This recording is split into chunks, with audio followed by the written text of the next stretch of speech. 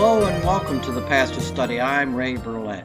Remember when you're teaching your children that something is hot, they just don't want to listen. Even when I was a kid, I can remember not wanting to listen, and consequently you touch something and you burn yourself, hopefully not too hard. Hopefully it's just warm enough that you understand what the word hot means. Well, Solomon is cautioning his son and cautioning you and me about the dangers of getting too close to an inappropriate woman. And he talks in verse 26. He says, can a man, or verse 27, can a man take fire in his bosom and his clothes not be burned?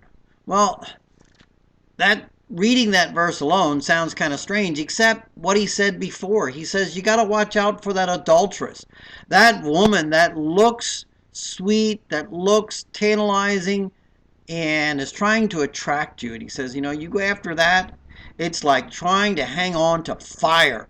You will get burned.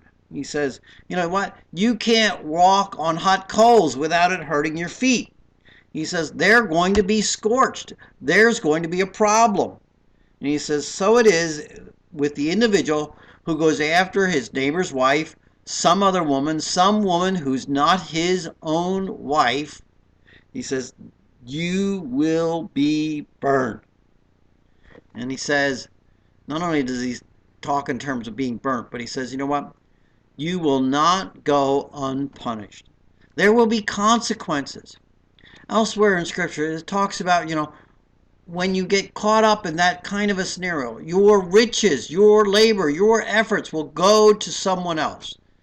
Sadly, there are many that have suffered the consequences of infidelity and the resultant divorces that come along with it.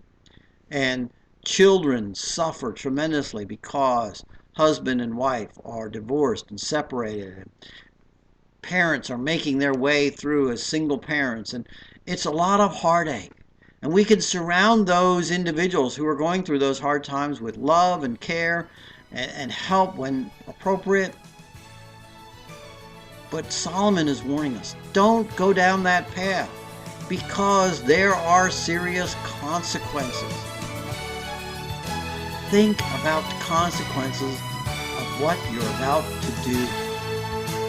And if it's harsh, don't do it. Till next time in the Pastor Study, I'm Ray Bertolet saying goodbye and may God bless.